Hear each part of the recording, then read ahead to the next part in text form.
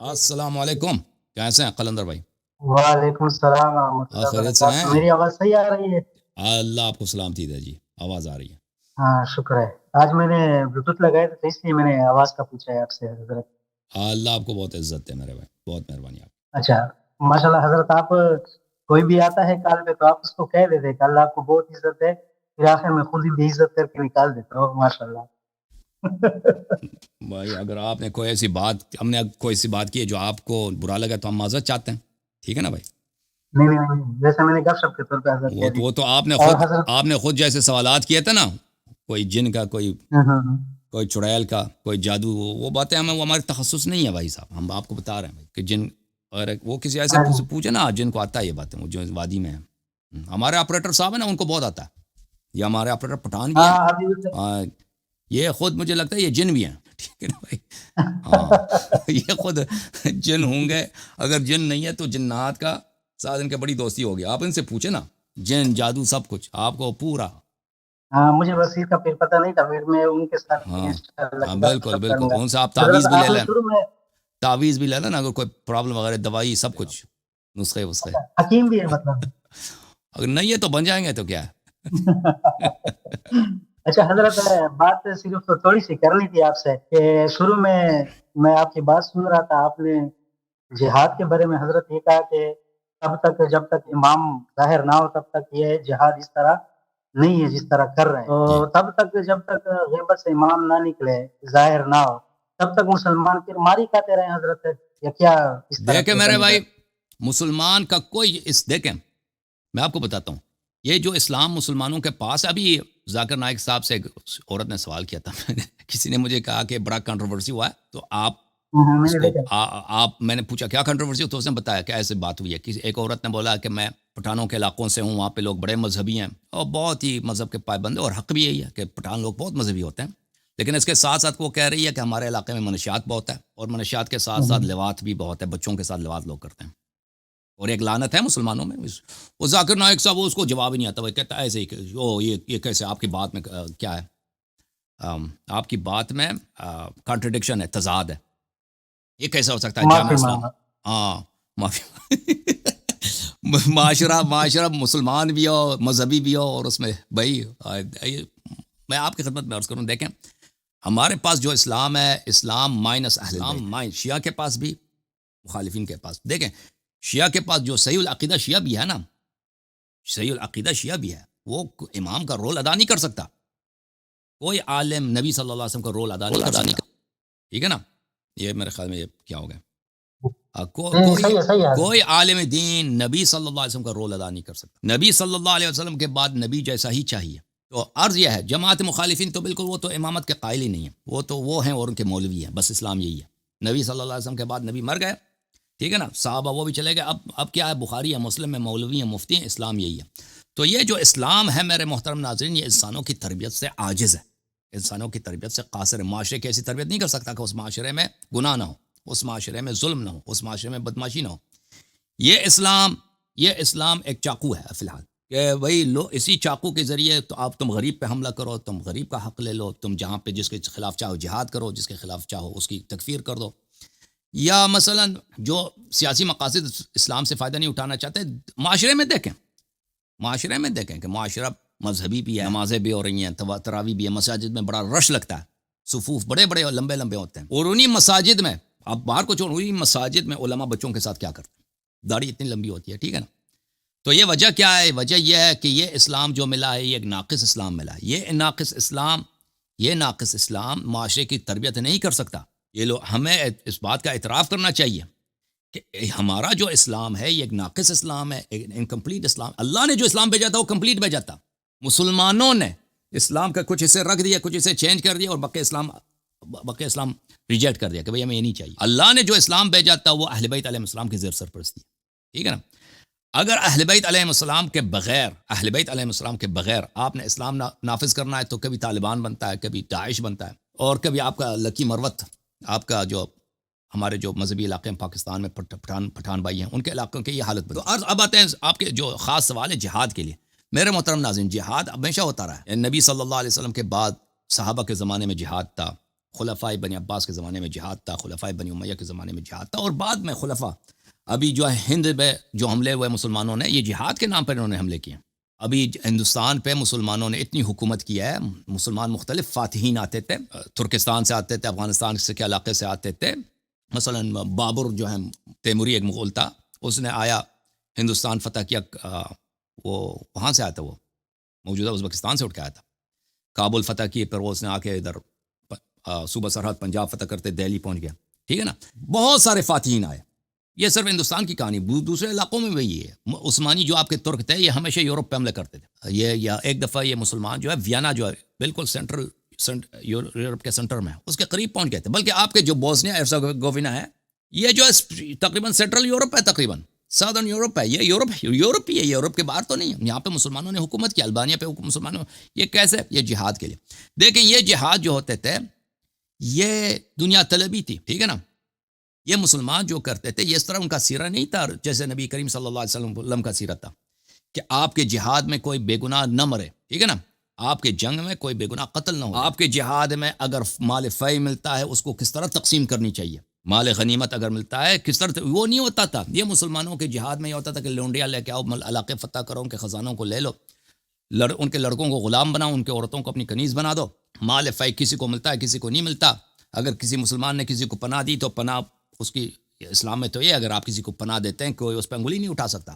تو یہ جو ہے کیونکہ جہاد جس طرح رسول اللہ صلی اللہ علیہ وسلم کرتے تھے کہ جنگ ہوتی تھی چونٹی پہ وہ ظلم نہیں ہونے دیتے تھے. چونٹی پہ انسان تو دور کی بات ہے. ٹھیک ہے نا. اگر آپ اسلام، اللہ اور قرآن کے نام پہ جہاد کرتے ہیں، اگر آ کے وہاں پہ لوگوں پہ غارت کرتے ہیں رسول صلی اللہ علیہ وسلم کے نام پر، ٹھیک ہے نا، تو یہ اشد حرام ہے. یہ بالکل یہ جائز نہیں ہے کہ آپ اسلام کا نام لے لیں. اسے ایک اسلامی مقدس ایک کاز ہے، وہ اس کا نام جہاد ہے. آپ اس کا نام اٹھا کے آپ بھائی لوگوں کے عزتیں لوٹنا شروع کریں. نہ اللہ نے یہ دکان بنا دی ہے لوگوں کے لیے، نہ اللہ نے یہ طریقہ کار کھولا ہے، اور نہ رسول صلی اللہ علیہ وسلم کا یہ اسلام. تو اس لیے جہاد ایسا ہے کہ اس میں کسی پہ ظلم نہ ہو. یہ اس طرح کا جہاد کوئی کر ہی نہیں سکتا بھائی، سوائے امام معصوم کے.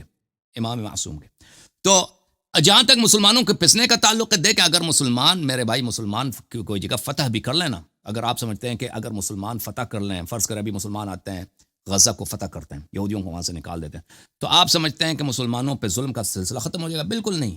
یقین جانیے وہی کام جو ابھی یہودی کر رہا ہے، خود مسلمان جو فاتح ہوگا نا وہ مسلمانوں کے ساتھ کرے گا. صرف چہرہ بدل جائے گا کہ ابھی نیتنیاہو یہ صاحب کام کر رہے ہیں، اس کے بعد جو ہے ایک مسلمان آ کے یہی کام کر. ابھی مثلا ایک بہت بڑا فاتح تھا مسلمانوں کا، صلاح الدین ایوبی نے کیا کیا تھا اپنے زمانے میں؟ وہ شافعی مذہب کا تھا، شافعی تھا، اشعری تھا. اس نے بیت المقدس عیسائیوں سے واپس لیا تھا. اب اس نے کتنے عیسائیوں کو قتل کیا، اس نے کتنے مسلمانوں کو قتل کیا؟ مجھے تو لگتا ہے اس نے مسلمانوں کو زیادہ قتل کیا. اس نے جو قتل عام قاہرہ میں کیا، اس نے جو قتل عام شام میں کیا، حمص میں کیا، الا ماشاء اللہ، وہ تو قتل کا تو وہ تو ٹھیکیدار تھا، پورے شہر وہ قتل عام کرتا تھا. ٹھیک ہے نا بھائی. یہ اس طرح نہیں ہے کہ اگر ہم جہاد کریں، عیسائیوں کو شکست دے دیں. ٹھیک ہے نا. ہم نے عیسائیوں کو شکست دے دی یا یہودیوں کو شکست دیں یا نہ دیں، وہ تو کوئی گارنٹی تو نہیں ہے. ابھی دیکھیں آپ لوگ 70 سال سے جہاد کر رہے ہیں کشمیر میں، ہندوؤں کو شکست تو نہیں دے سکے ابھی تک نا. ابھی تو آئندہ بھی نظر نہیں آ رہا کہ آپ کشمیر کو لے سکیں گے. ٹھیک ہے نا. چلیں آپ جہاد کر بھی لیں تو اس کا کوئی گارنٹی نہیں کہ آپ کو فتح نصیب ہوگا. ابھی جو شیعوں نے جہاد کیا نا لبنان میں شیعوں کو فتح ہو رہی ہے بھائی؟ نہیں ہو رہی ہے نا. شیعوں نے جہاد کیا تھا نا، شیعہ بیچارے شیعہ خود ابھی تباہ ہو رہے ہیں. فلسطینیوں نے جہاد کیا تھا غزہ میں، خود تباہ ہو گیا ہے کہ نہیں بھائی؟ غلط کہہ رہا ہوں یا صحیح کہہ رہا ہوں؟ بالکل ایسا ہی ہے حضرت. اب فرض کرتے ہیں کہ مسلمانوں کو فتح بھی ہو جاتا ہے. دیکھو میرے بھائی، اس کا مطلب یہ نہیں کہ ظلم ختم ہوگا.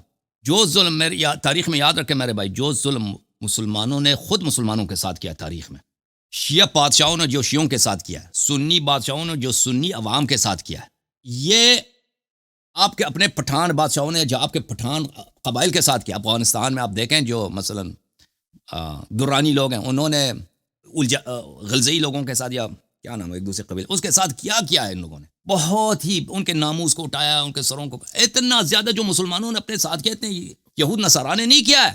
اور یہ سب بادشاہ بنتے تھے کس نام پر؟ اللہ کے نام پر. یہ اللہ کا سایہ، ذل اللہ ہے، یہ رسول صلی اللہ علیہ وسلم کا خلیفہ ہے، اور یہ جہاد کرے گا. کوئی کہتا تھا میں انگریزوں کے ساتھ جہاد کروں گا، کوئی کہتا تھا میں ہندوؤں کے ساتھ جہاد کروں گا، کوئی کہتا تھا میں نصارا کے ساتھ. اسی بہانے، جہاد کے بہانے، یہ جہاد ہمیشہ ہوتا رہا ہے میرے بھائی. ہو سکتا ہے آپ کسی کرسچن کو شکست دے دیں کرسچن علاقوں پہ. ہم یہ کیا ہوگا؟ وہی جو بنی عباس کے زمانے میں ہوتا تھا، بنی امیہ کے زمانے میں ہوتا تھا، کہ وہی کام جو ظلم، صرف اب ظالم اپنا چہرہ بدل لیتا ہے. ظالم ابھی وہ کسی اس سے پہلے کسی کرسچن کنگ کے نام پہ تھا، اب جو ہے ایک اموی کنگ کے نام پہ یا ایک عباسی بادشاہ کے نام پہ ظلم کرے گا. تو عرض یہ ہے، جہاد کا مقصد یہ ہے کہ کسی پہ ظلم نہ ہو، کسی پر ظلم نہ، اللہ کے احکام، ایک چونٹی پہ بھی ظلم نہ ہو، اور ہر ایک کے ساتھ انصاف ہو. جس قبیلے کو فتح کیا جاتا ہے، جس علاقے کو فتح کیا جاتا ہے، وہاں کے کسی شخص پہ جو غیر جنگجو اس پہ ظلم نہ ہو. یہ ناممکن ہے بھائی، ہوئی بالخصوص ہمارے زمانے میں، کہ ایک بم پھینکتا ہے نا، مثلا اسرائیل ایک بم پھینکتا ہے یا حزب اللہ ایک بم راکٹ مارتا ہے، تو اس میں بے گناہ لوگ مرتے ہیں دونوں طرف سے، ٹھیک ہے نا. اب اسرائیل زیادہ مارتا ہے، ان کے پاس اسلحے بہتر ہیں، حزب اللہ کے پاس نہیں ہے، ایران کے پاس اس طرح نہیں ہے، تو وہ ڈرتے ہیں، ان یہودیوں کے جو رہائشی علاقے ہیں اس کو ڈر کی وجہ سے نہیں مارتے کہ یہ واپس ہم پہ زیادہ بربریت کے ساتھ حملہ نہ کریں. تو بہرحال بہت بے گناہ لوگ مرتے ہیں. تو یہ تو ہوئی ممکن ہی نہیں ہے بھائی، اس طرح کا جنگ لڑنا، کہ آپ کسی پہ ظلم نہ، بے گناہ کو نہ مارے. یہ رسول صلی اللہ علیہ وسلم کی سیرت اور شریعت میں جائز نہیں ہے کہ آپ جنگ میں کسی بے گناہ کو قتل کریں. بے گناہ کا قتل جائز. پھر جب آپ فاتح ہوتے ہیں تو پھر کیا گارنٹی کہ آپ ظلم نہیں کریں گے؟ کیا گارنٹی ہے کہ مسلمان بادشاہ مسلمانوں پہ ظلم نہیں کرے گا؟ ٹھیک ہے نا. ہم تاریخ کی طرف جب پلٹ کے دیکھتے ہیں تو سب سے زیادہ مسلمانوں پہ ظلم کفار نے نہیں کیا، خود مسلمانوں نے کیا. خود مسلمانوں نے جو مسلمانوں کو قتل عام کیا ہے، کسی نہ انگریز نے کیا ہے، نہ روس نے کیا ہے، نہ امریکہ نے کیا ہے، نہ فرانس، کسی نے نہیں کیا. خود مسلمانوں نے اپنے آپ کو بہت قتل کیا ہے بھائی. مسلمان جب ایک دوسرے کو شکست دیتے ہیں، ایک دوسرے کے شہروں پہ جاتے ہیں. اب خود شیعہ جو بادشاہ تھے، مثلا ایران میں ایک بادشاہ تھا، اس کا نام تھا محمد خان قاجار. وہ جو تھا نا، اس نے ایک دفعہ کرمان کے لوگوں نے اس کے خلاف بغاوت کی. وہ جو تھا وہ خود مخنث تھا. مخنث سمجھتے نا، وہ خواجہ تھا. ہاں، جوانی میں اس کی حالت کو قینچی کیا تھا ایک بادشاہ نے، تو اس کی داڑھی وغیرہ نہیں نکلتی. تو کرمان کے لوگ، اس نے کرمان کا محاصرہ کیا تھا. کرمان کے لوگ وہ قلعے کے دیوار پہ آئے تھے، انہوں نے کچھ اشعار پڑھے تھے، اس کو مذاق اڑایا تھا. تو اس نے جب کرمان کو فتح کیا، اس نے حکم دیا کہ جتنے مرد ہیں ان کے آنکھیں نکالے جائیں. جتنے مرد ہیں سب کا سب، یعنی پورا شہر اس نے اندھا کر دیا. ملعون نے سب کا سب آنکھیں نکال دی، سب کی زبانیں کاٹ دی. اس نے سروں کے مینار بنا دیے سب. حالانکہ وہ شیعہ تھا، شہر بھی شیعوں کا تھا نا. کیا شہر شیعوں کا نہیں تھا؟ اگر نہیں تھا تو آدھا کم از کم شیعت ہوتے نا. بارہ سمجھ گیا حضرت. اچھا حضرت، ایک بھائی نے پوچھا ہے کہ میرا ایک جس طرح فرعون کی بیوی تھی، اس نے اپنا ایمان چھپا کے رکھا تھا، اسی طرح اگر میں چپ کے اپنا نظام سیدھا رکھوں دل کے ساتھ، نیت کے ساتھ، اور اسی طرح چپ چھپا کے میں سیدھا چلوں، تو یہ میرے لیے کافی ہے یا اظہار کرنا ضروری ہے میرے لیے؟ اگر کوئی ظاہر نہیں کر سکتا، ظاہر نہ کر. اس کا اظہار کرنا حرام ہے، تقیہ واجب ہے. اگر کوئی شخص ایسے سچویشن میں رہتا ہے کہ اگر وہ لوگوں کو بتائے کہ بھئی میں شیعہ ہوں، میں مومن ہوں، لوگ اس کے ساتھ برا برتاؤ کریں گے، گالی دیں گے، اس کو بے عزتی کریں. قتل کرنا تو مثلا وہ تو زیادہ سخت ہے، ٹھیک ہے نا. کوئی آپ کو گالی دے گا، آپ پہ تھوک مارے گا، بے عزتی کرے گا، تو پھر بھی آپ پہ چھپانا لازم ہے. آپ چھپا دیں بھائی. ٹھیک ہے حضرت. اچھا، ایک اور بات حضرت پوچھنی تھی، اگر اس کا سوال جواب زیادہ لمبا ہو، پھر میں دوسرے بندے انتظار کر رہے ہیں. جو کنسیپٹ ہے نماز جمعہ، تو نماز جمعہ شہر میں جو پڑھایا جاتا ہے وہ صحیح ہوتا ہے، یا جو گاؤں دیہاتوں میں پڑھتے ہیں مولوی حضرات، وہاں پہ بھی پڑھا جا سکتا ہے؟ اس کا کیا ترتیب ہے، کیا صورتحال ہے؟ دیکھیں ہمارے نزدیک، دیکھیں نماز جو ہے نا شیعہ مذہب میں، اس کے لیے وضو کی ضرورت. وضو قرآن کے مطابق ہونی چاہیے. وضو میں پیر دھوتے ہیں جو لوگ، یہ قرآن کے خلاف ہے. اس پہ ہمارا مناظرہ ہوا تھا اسلام آباد کے مولوی صاحب سے. ہاں. تو جب وضو ہی نہیں ہے تو زندگی میں کبھی نماز بنتی ہی نہیں بھی. جس کی وضو نہیں ہے وہ اس کی کبھی نماز نہیں ہوتی. ٹھیک ہے نا، پہلی بات یہ. پھر نماز جو ہے پھر وہ بھی سنت کے مطابق ہونی چاہیے. نماز اگر آپ بدعت کے ساتھ پڑھتے ہیں تو نماز نہیں ہوتی، مثلا ہاتھ باندھنا، آمین کہنا وغیرہ وغیرہ. پر یہ جب سب باتیں صحیح ہوں تو اس کے بعد میرے محترم بھائی، نماز جمعہ کے متعلق جب آتے ہیں، نماز جمعہ فریقین دونوں کا اجماع ہے، شیعہ کا بھی اور سنی کا بھی، کہ نماز جمعہ خلیفہ وقت کا، یعنی خلیفہ وقت کا حق. نماز جمعہ نماز یومیہ کی طرح نہیں ہے، فجر کی طرح نہیں، ظہر کی طرح نہیں ہے کہ کوئی بھی آدمی آپ آ کے آپ کو نماز پڑھا دے، آپ پیچھے نماز. یہ خلیفہ کا حق ہے، خلیفہ کے پیچھے آپ پڑھیں، یا خلیفہ کا نائب ہو اس کے پیچھے پڑھیں. یہ دونوں فریقین. تو ابھی تو آپ لوگوں کا خلیفہ ہی نہیں ہے، جماعت تبرے کا تو خلیفہ ہی نہیں ہے. ٹھیک ہے نا، خلافت ہی ختم ہو چکی ہے. آپ کے علماء کیا کہتے ہیں مجھے نہیں معلوم. جب خلافت ہی نہیں ہے تو نماز کیسے آپ لوگ پڑھتے ہو؟ بہرحال مذہب شیعہ میں یہ ہے کہ نماز جمعہ بلا شک بلا ریب یہ واجب ہے، لیکن اس کے شروط ہیں. اس کے سب سے اہم شرط یہ ہے کہ اس کا امام خود امام عصر ہوں، خلیفہ وقت ہوں، یا ان کا نائب ہوں. اگر امام عصر یا نائب وقت نماز پڑھیں تو بالکل نماز جمعہ میں شرکت واجب ہے، بشرط یہ کہ آپ 4 فرسخ سے زیادہ دور نہ ہوں. 4 فرسخ کے دائرے میں ہیں تو وہاں پہ آپ کے لیے جانا واجب ہے، نماز جمعہ پڑھنا. اگر یہ شرط نہیں ہے، مثلا آپ 4 فرسخ سے دور ہیں کسی گاؤں میں، یا بیمار ہے، یا عورت ہے، عورت کے لیے نہیں ہے، بوڑھے آدمی کے لیے، بچے کے لیے نہیں، اگر یہ شرائط نہیں ہے تو پھر نماز جمعہ واجب نہیں. لیکن اگر امام عصر علیہ السلام نماز پڑھاتے ہیں، یا ان کا نائب خاص جو انہوں نے کہا کہ بھئی اس علاقے کے تم امام ہو، یہاں پہ نماز پڑھایا کرو لوگوں کو، وہ نماز پڑھاتے ہیں، تو اس صورت میں اگر آپ 4 فرسخ کے دائرے میں ہیں تو آپ کو نماز جمعہ جانا ضروری ہے، چاہے شہر میں چاہے گاؤں میں، اس سے فرق نہیں پڑتا. لیکن اگر امام عصر علیہ السلام خود ابھی جیسے ظاہر نہیں ہے، نہ انہوں نے کسی کو نماز کے لیے نائب معین کیا ہے، تو یہ اس کا نماز جمعہ جو ہے نا، شیعہ احادیث کی روح سے اس کا پڑھنا بڑا مشکل ہے. ٹھیک ہے نا، جو بالکل بلا شک بلا ریب مجزی ہے، جو شخص پڑھے وہ اس کو گناہ نہیں ہوتے، وہ نماز ظہر ہے، جمعہ کے دن بھی نماز ظہر. لیکن اگر نماز جمعہ پڑھے تو اس میں یہی ہے کہ اس دلائل یہی بنتے ہیں کہ یہ بدعت ہے، امام علیہ السلام کے حکم کے بغیر نماز جمعہ بدعت. یہ ہمارے مذہب کے مطابق، آپ کے مذہب کے مطابق آپ اپنے علماء سے پوچھیں، آپ پوچھیں کہ جب خلیفہ ہی نہیں ہے تو اس کے کون نماز جمعہ اور عیدین، یہ تو مصیبت ہے آپ لوگوں کے لیے.